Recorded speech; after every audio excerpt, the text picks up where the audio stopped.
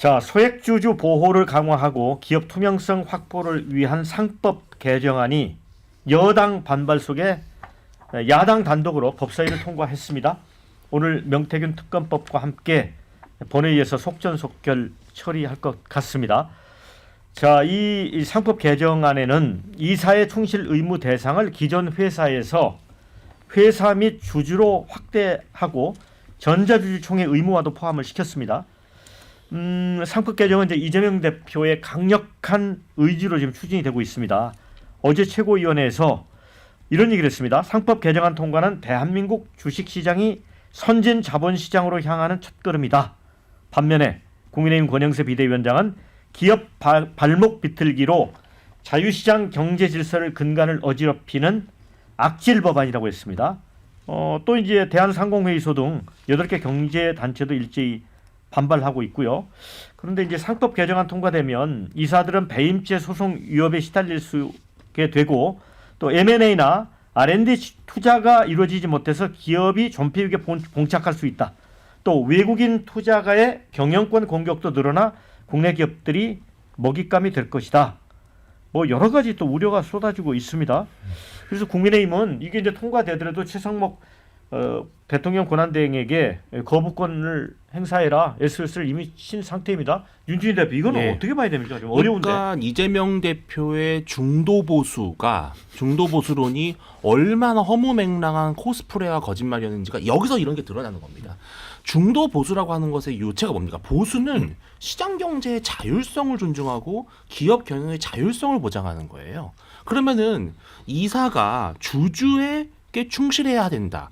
이사가 주주에게 충실해야 된다는 건 우리가 도덕적으로는 맞지만 그것을 법으로 명문화하는 것은 기업에 대한 아주 강도 높은 통제입니다. 왜? 전 세계적으로 이런 상법이 없습니다.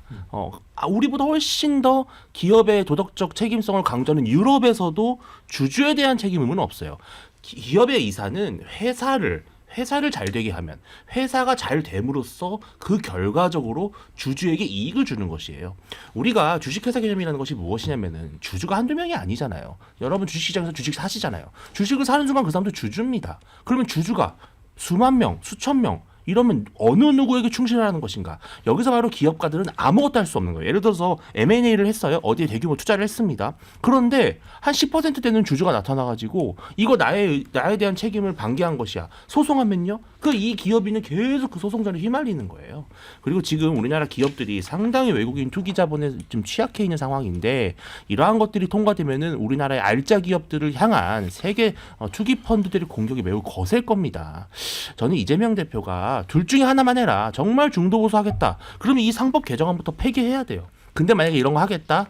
그러면 저는 중도 보수라고 한 거 지금이라도 빨리 사과하고 국민들께 저는 좌파입니다. 이렇게 그냥 고백하는 게 맞습니다. 근데 윤준희 대표, 예. 그 이재명 대표 이 얘기처럼 이 상법 개정안을 통과해서 주식시장을 선진 자본시장으로 이제 향하게 하겠다. 요 예. 부분은 과거에 이제 대기업들이 쪼개기 상장이나 이런 좀 문제가 좀 있었잖아요. 예. 근데 이 법이 아니고도 그게 가능한가요?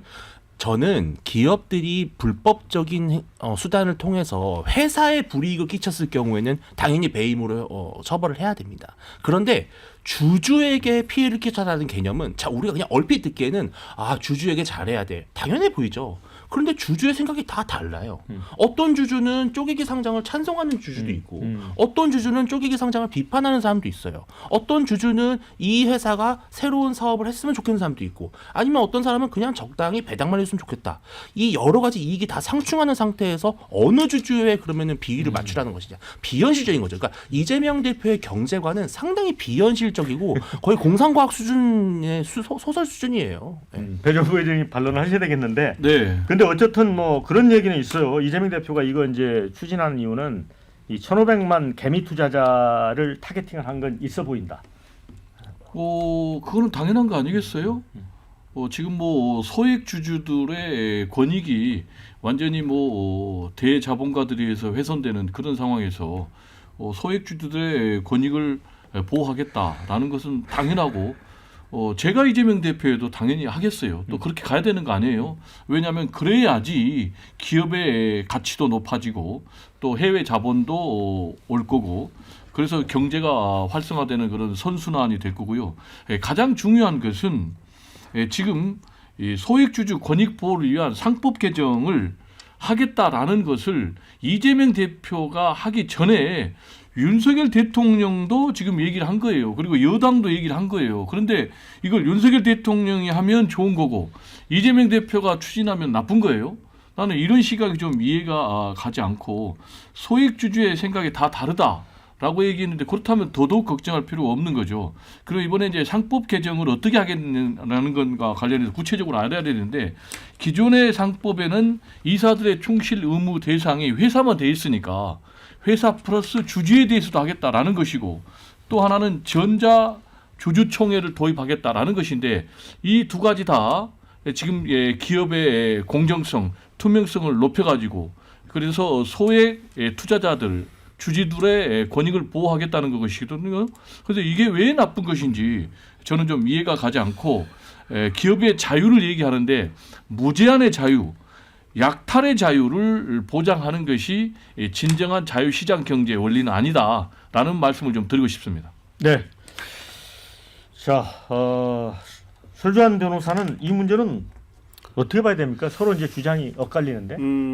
조금 더 협의가 됐으면 좋겠다. 예. 그러니까 여야 협의로 통과돼야 될 법을 야당 단독으로 이걸 또 법사위에서 통과시켰다는 부분에 있어서 이 그러니까 이 개정 실현 가능성에 대해서는 조금 더 낮게 보고 있어요. 그러면 이재명 대표의 대선 행보와 관련이 있다고 보세요? 그럼요. 이거 관련이 있는데 이게 아이러니한 상황이에요. 민주당 입장에서는 이재명 대표는 계속 우클릭을 하잖아요. 그러니까 기업을 존중하겠다 뭐 이런 식으로 얘기를 하면서 오히려 지금 대기업 집단에서는 지금 이 부분과 관련해 가지고 굉장히 조금 불합리하다라고 얘기를 하고 있어요. 물론 저는 이 법이 가지고 있는 긍정적인 면도 있다고 봅니다. 소수 주주의 보호를 강화하고 어떤 이사의 책임에 대해서 이제까지는 회사에 대해서만 지게 돼 있는데 이제 주주에 대해서도 이제 하는데 문제는 뭐냐면 그러면 이사가 예를 들어서 이제까지 어떤 회사의 주주와 다른 결정, 주주의 의사와는 다른 결정을 했었을 때 배임죄로 고소가 될 수 있거든요.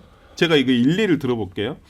얼마 전에 19일 날 이재명 대표가 19일에 한국방위산업진흥회에서 조선산업 그다음에 K방산 현장 간담회가 있었어요.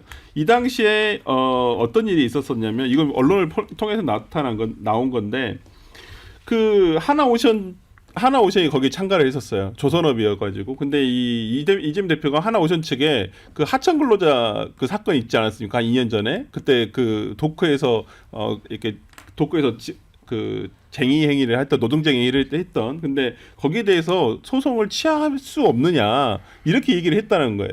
근데 당시에 그 대표 하나오션 측의 대표가 지금 8천억 정도의 손해배상 이런 손해를 봤다. 그래서 이걸 우리가 함부로 취하를 하게 되면 배임죄 문제가 생긴다라고 얘기를 하고 있거든요. 그러면 이 상법이 이미 통과가 됐다라고 한다면 이 부분 예를 들어서 이 부분에 대해서 대표이사가 취하를 한다. 그러면 주주한테 배임죄로 고소가 되는 거예요.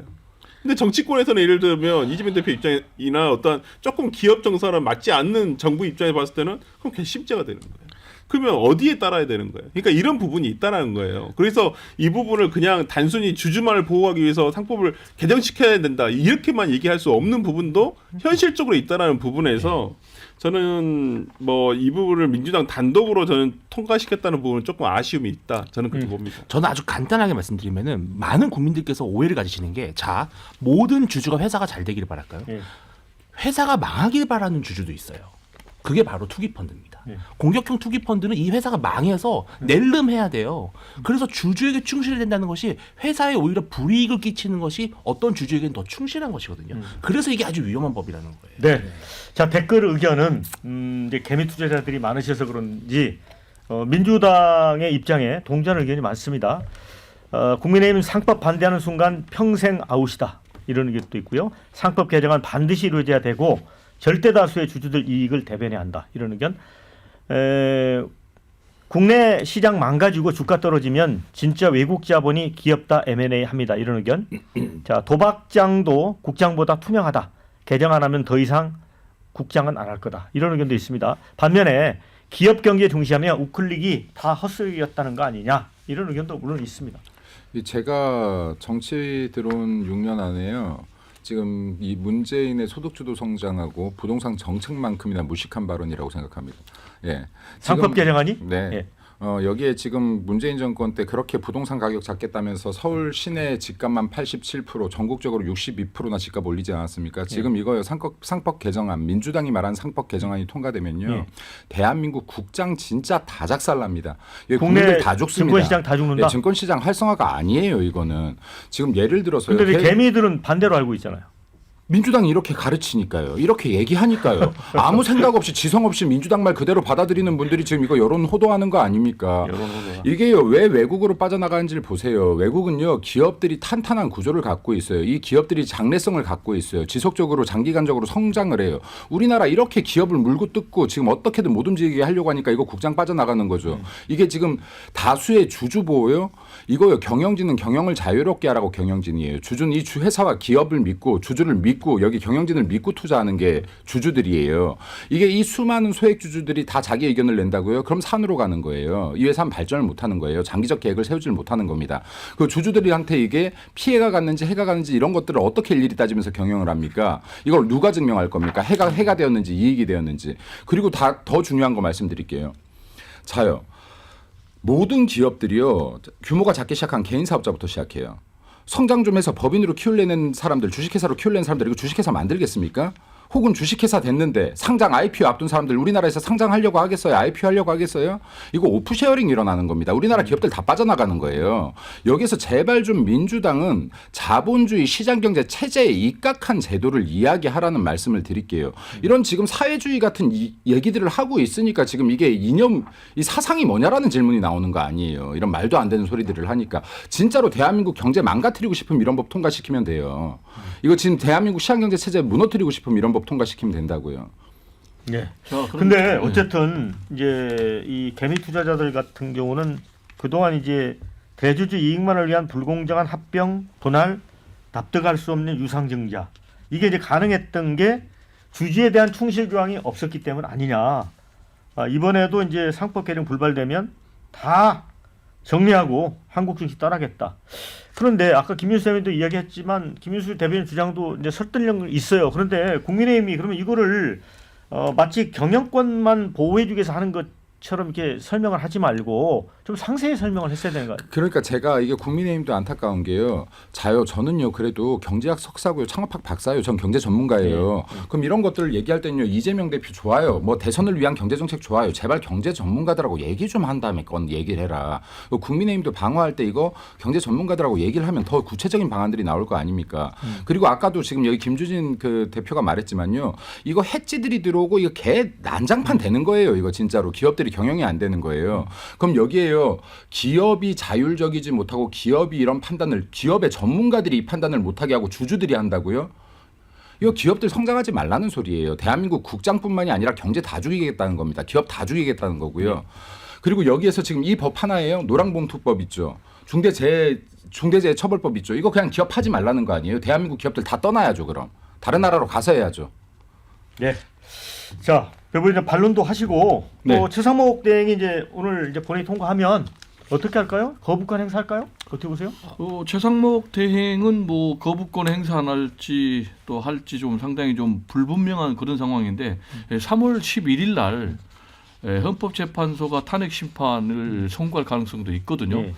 그러면 이제 정부로 이송이 되면 15일 이내에 제2건을 뭐 행사를 해야 되니까 제가 볼 때는 좀 상당한 좀 변수가 헌법 재판소의 탄핵 심판 선고가 되지 않을까 이렇게 생각이 되고 지금 이제 우리 김민수 대변인께서 민주당이 가르쳐준 대로 국민들을 뭐 호도하고 있다라고 얘기하는데 너무 우리 국민들을 좀 뭐 무시하는 그런 발언이 아닌가 좀 우려가 되고요. 지금 전제가 되려면 이게 좀 전제가 돼야 될 것 같아요. 현행 상법이 문제가 있느냐 없느냐. 저는 개인적으로 문제가 많다고 보거든요. 가장 큰 문제는 소액 투자자들이 막대한 피해를 지금 보고 있다. 왜냐하면은 뭐 대주주의 그런 이익만을 이 이사들이 앞장서서 하고 있기 때문에 실제로 지금 뭐 이재용 회장 같은 경우 삼성물산 제일모직 이 부당합병 의혹 관련해서 재판까지 받고 있잖아요. 이런 것들이 이제 비일비재하니까 이런 부작용들은 막아야 된다라는 얘기를 좀 드리고 싶고요. 실제로 아까 제가 말씀드린 대로 윤석열 대통령과 여당이 이 논의를 했다니까요. 근데 이걸 쏙 빼고 얘기를 하면 자기 부정이고 지금 이제 기업 경쟁력이 이 상법을 개정하면 높아지겠는가 낮아지겠는가 이걸 좀 봐야 되는데 지금 뭐 여당에서는 기업 경쟁력이 낮아진다고 보거든요. 그리고 또 이 상법을 개정하면 코리아 디스카운트가 고쳐지겠는가 심화되겠는가 좀 이런 부분을 객관적으로 판단했으면 좋겠고 그래서 무조건 찬성 무조건 반대가 아니라 우리 설 변호사가 얘기한 대로 진지하게 여야가 좀 함께 고민할 필요가 있다라는 말씀을 드립니다. 짧게 한마디만 드리면요. 국민의힘 윤석열 대통령이 얘기했던 지금 상법 개정안은요. 지금 이런 게 아니에요. 그냥 주주총회를 간결화시킨다는 거예요. 그러니까 주주들은요. 주주총회를 통해서 권리를 행사하는 겁니다. 이렇게 지금 소액주주들을 지금 때로 덤벼들어서 무슨 이 소송하고 하는 게 아니라요. 주주총회라는 절차가 있다니까요. 근데 이게 워낙 복잡했으니 대통령이 얘기했던 것은 이것을 간소화해서 소액주주들이 주주총회에 참석할 수 있게끔 하겠다는 거예요. 전혀 다른 얘기입니다. 전혀 다른 얘기인데 이걸 같은 얘기처럼 얘기하면 안 된다는 말씀드립니다.